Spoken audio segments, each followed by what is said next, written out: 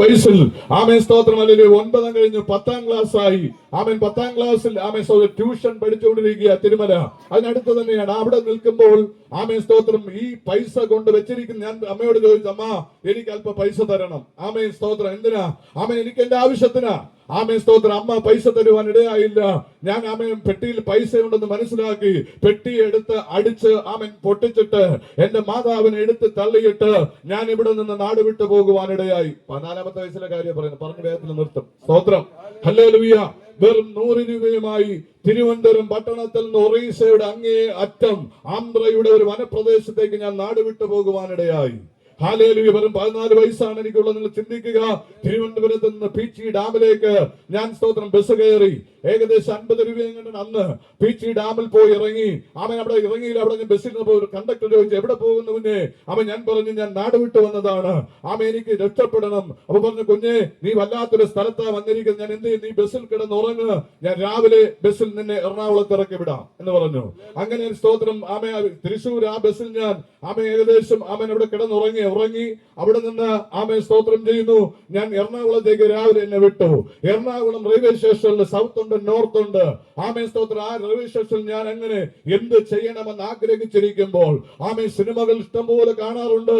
ആമേ സ്തോത്രം. അതിലുള്ളത് അക്രമ സംഭവങ്ങളും മോഷണങ്ങളും അതിൽ കൊള്ളയടിയൊക്കെ എനിക്ക് വലിയ ഇഷ്ടമാണ്. അതുകൊണ്ട് ഞാൻ പറഞ്ഞു, റെയിൽവേ സ്റ്റേഷനിൽ ഇരുന്ന് അവൻ ആര് പെട്ടി കൊണ്ടുവരുമോ ആ പെട്ടി പിടിച്ചു വാങ്ങിച്ചുകൊണ്ട് ഓടാമെന്ന് പറഞ്ഞ് പദ്ധതി ഒരുക്കി ഞാൻ റെയിൽവേ സ്റ്റേഷന്റെ പ്ലാറ്റ്ഫോമിനകത്ത് ഒരു കസേരക്കകത്ത് ഇരിക്കുമ്പോൾ ആമേസ് ഇങ്ങനെ നോക്കുക, ആരാ പെട്ടി? ഞാൻ വിചാരിക്കുന്ന ഈ പെട്ടിയിലൊക്കെ പഴയ തുണിയാണെന്ന് ഇപ്പോഴല്ലേ എനിക്ക് അറിയാന്നുള്ളൂ. കൊച്ചു മനസ്സിലാർന്നൂടാ.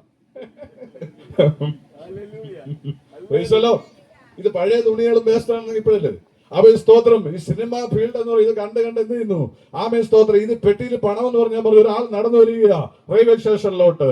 ആമേ നടന്നു വരുമ്പോൾ സ്തോത്രം ഞാൻ പ്ലാൻ ചെയ്യുക, ഈ പെട്ടി പിടിച്ചു വാങ്ങിച്ചുകൊണ്ട് ഓടണം, എനിക്ക് ഈ പണം കൊണ്ട് രക്ഷപ്പെടണം. അത്ത എന്തെല്ലോ പ്രവൃത്തി തരുമെന്നറിയാം ജയിലിലൊക്കെ.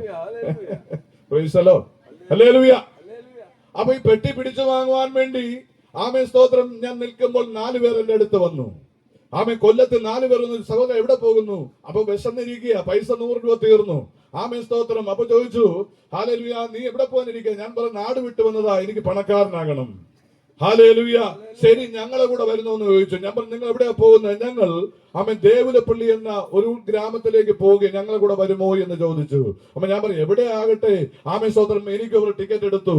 ഹാലലൂയ. ഗൗഹാട്ടി ട്രെയിനിനകത്ത് ടിക്കറ്റ് എടുത്ത് വിജയനഗരം ഇറങ്ങി. വിജയനഗരത്തിൽ നിന്ന് ദേവുലപ്പള്ളി എന്ന ഒരു ഗ്രാമത്തിലേക്ക് പോകുവാനിടയായി. ട്രെയിനിൽ കയറിയ ഉടനെ തന്നെ എനിക്ക് ഈ പോവാന്ന് പറഞ്ഞാൽ ആന്ധ്രാപ്രദേശൊക്കെ എത്തിയപ്പോഴത്തേക്ക് ചൂട് കാരണം എനിക്ക് വല്ലാത്തൊരു അസ്വസ്ഥത, വലിയ ഭാരം.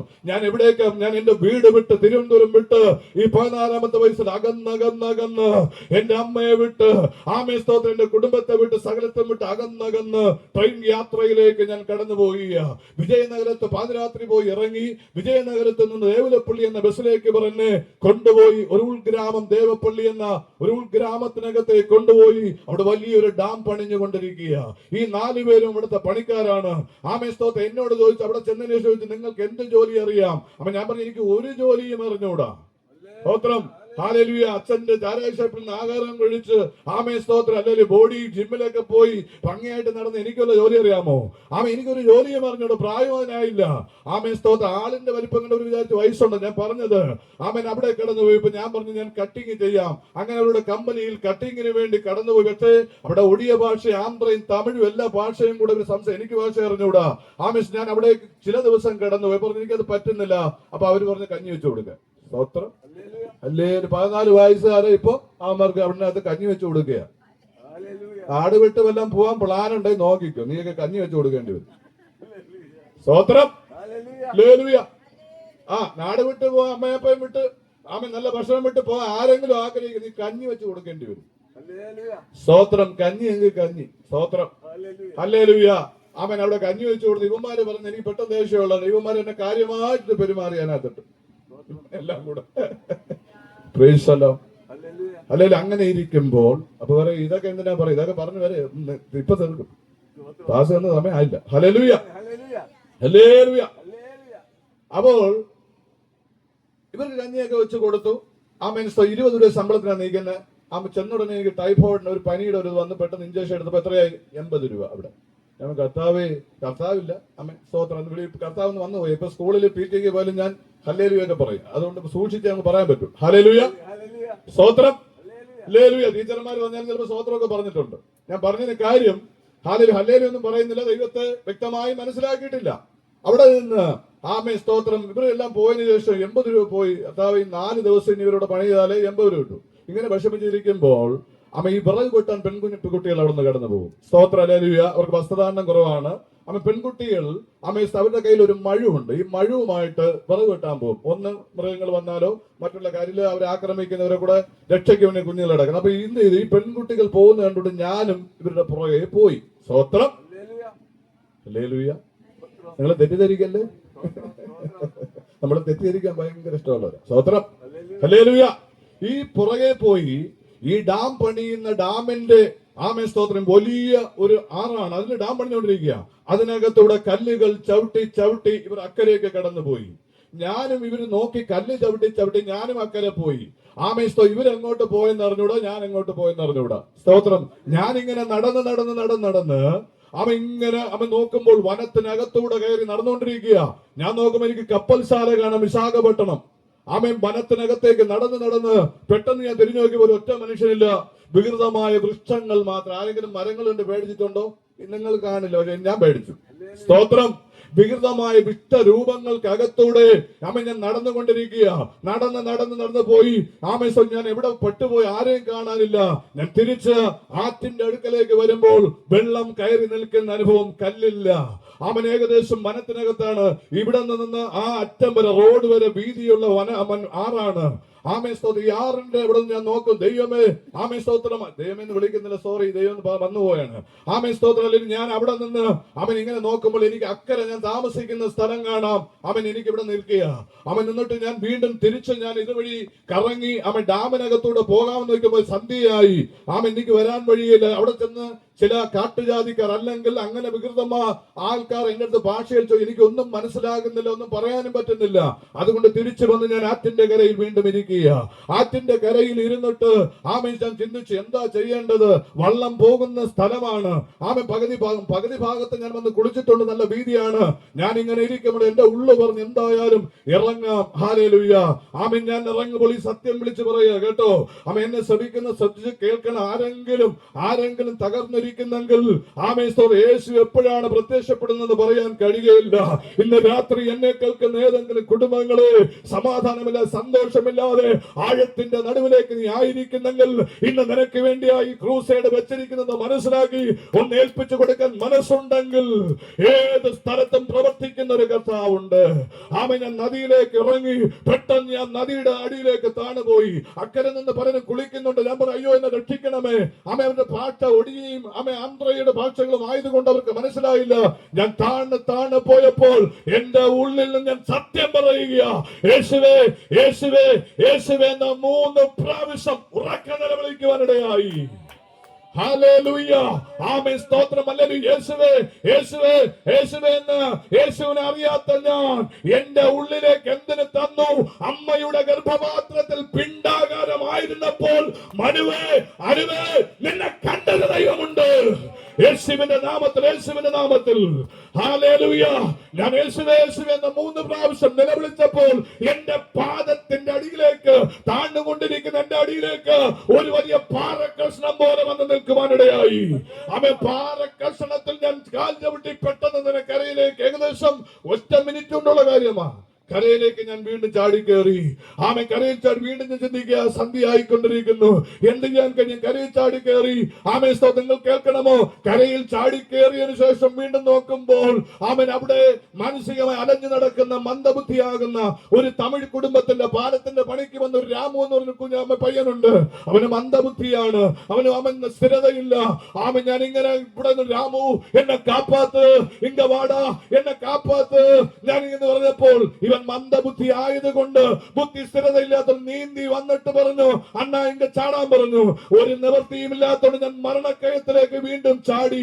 അവൻ എന്നെ തോളിലെടുത്ത് ഇക്കരേക്ക് കൊണ്ടുവരുവാനിടയായി. ഹല്ലേലൂയ.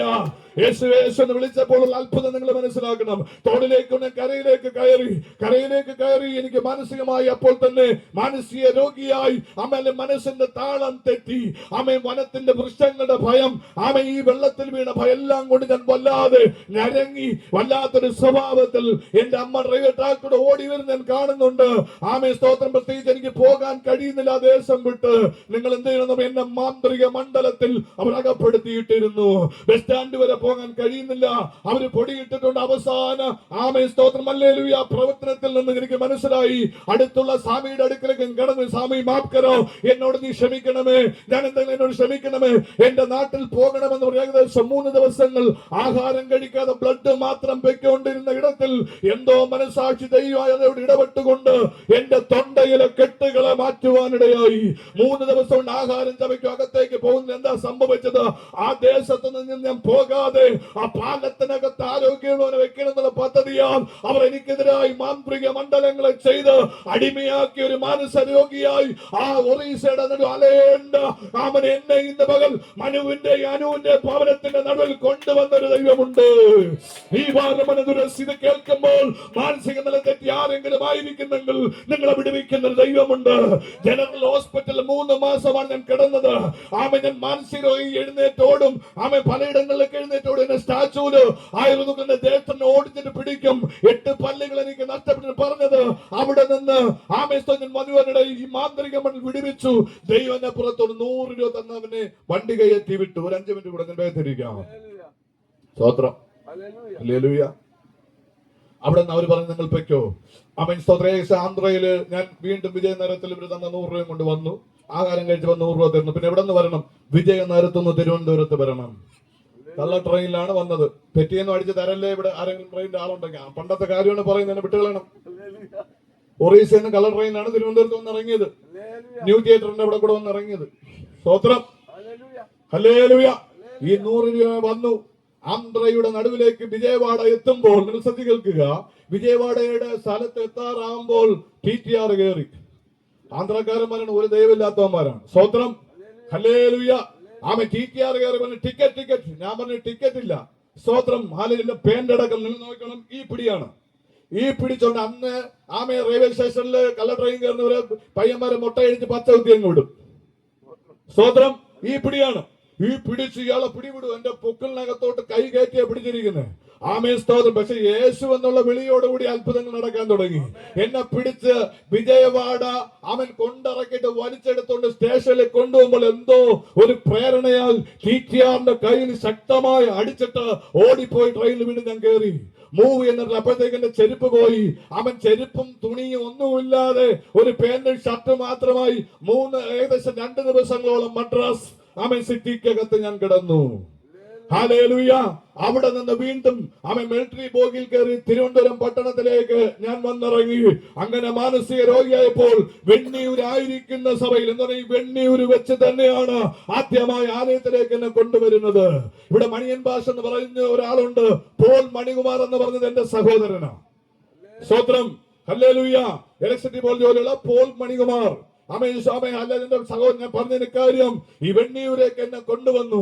അവർ പ്രാർത്ഥിക്കാൻ തുടങ്ങി. എല്ലാരും പറഞ്ഞു നിങ്ങൾ പ്രാർത്ഥിച്ചാൽ, അതായത് അപ്പുറത്തെ സൈഡ് ഈ വെണ്ണിയൂരിന്റെ അപ്പുറ സൈഡ് പറഞ്ഞില്ലേ ഇവൻ രക്ഷപ്പെടുകയില്ല. അങ്ങനെ ജലോത്സവം ഏകദേശം 3 മാസക്കാലം സ്തോത്രം ഹല്ലേലൂയ ഹോസ്പിറ്റലിൽ കിടന്ന അവസാനം മിലിറ്ററിയുടെ MHൽ നിന്ന് ചില മരുന്നുകൾ കിട്ടി. 36 പ്രാവശ്യം ബ്ലഡ് ചെക്ക് ചെയ്തു. എന്ത് രോഗമെന്ന് അറിഞ്ഞൂടാ.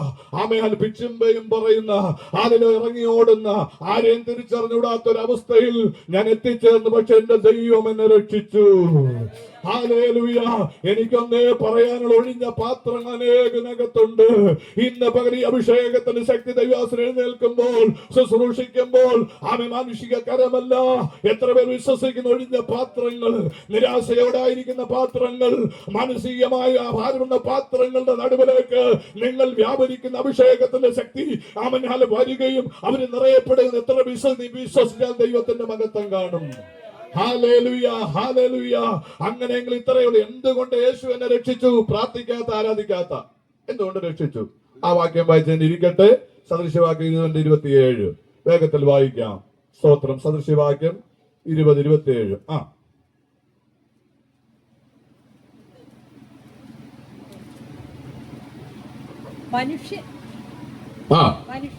മനുഷ്യന്റെ ആത്മാവ് യഹോവയുടെ ദീപമാകുന്നു. മതി. ഹല്ലേലൂയ. മനുഷ്യന്റെ ആത്മാവ്, പ്രിയ സഹോദര സഹോദരി ദേശമേ, നിന്റെ ആത്മാവ് ദൈവത്തിന്റെ ദീപമാണ്. നമ്മുടെ കുടുംബത്തിനകത്ത് ഒരു വിളക്ക് അണയുവാൻ നമ്മൾ ആഗ്രഹിക്കുന്നില്ല. അങ്ങനെയെങ്കിൽ ഇന്ന് പകൽ പറയുന്ന മനുഷ്യന്റെ ആത്മാവ് ദൈവത്തിന്റെ ദീപമായതുകൊണ്ട് ഒറീസയുടെ നദിക്കകത്ത് ഹല്ലേലൂയ ദൈവം നൽകിയ ആത്മാവിൽ കൂടെ ദൈവം എന്നെ കൊണ്ട് വിളിപ്പിച്ച യേശുവേ, യേശുവേ എന്ന് മാത്രം വിളിച്ചാൽ ഞാൻ പറയട്ടെ, ആഴത്തിനകത്ത് ആ ക്രിസ്തു ആരെന്നെ മനസ്സിൽ വന്ന പാറ ഏതാ? ക്രിസ്തു ആകുന്ന പാറ. ആഴത്തിൽ താഴ്ന്നു പോകാതെ നമ്മൾ നിർത്തിയ പാറ. ആമേൻ. നദിക്കകത്താകട്ടെ, ഏതിന്റെ നടുവിൽ ഞാൻ പറയട്ടെ, എന്നെ ശ്രമിക്കുന്ന സഹോദര സഹോദരി ആരെങ്കിലും ഉണ്ടെങ്കിൽ, നീ നിരാശയുടെ കയത്തിലാണെങ്കിൽ നിനക്ക് വേണ്ടി പ്രാർത്ഥിക്കാൻ ഇന്ന് പകൽക്കാലം വന്നിരിക്കുന്നത്, ഇന്ന് രാത്രി വന്നിരിക്കുന്നത് കൊണ്ട് നീ ഇരിക്കുന്ന എന്ന് നിലവിളിക്കാൻ നിനക്ക് മനസ്സുണ്ടെങ്കിൽ, യേശുവിന്റെ ശക്തി നിന്റെ കുടുംബത്തിനകത്ത് ഇറങ്ങുക മാത്രമല്ല, ആഴത്തിൽ നിന്ന് നിന്നെ കരം പിടിച്ച് കയറ്റുവാനിടയായി തീരും. Hallelujah, hallelujah. ദൈവം നമ്മെ അനുഗ്രഹിക്കുമാർ. ഇത്രത്തോളം ഈ ഭാഗം ഞാൻ പറഞ്ഞു നിർത്തട്ടെ.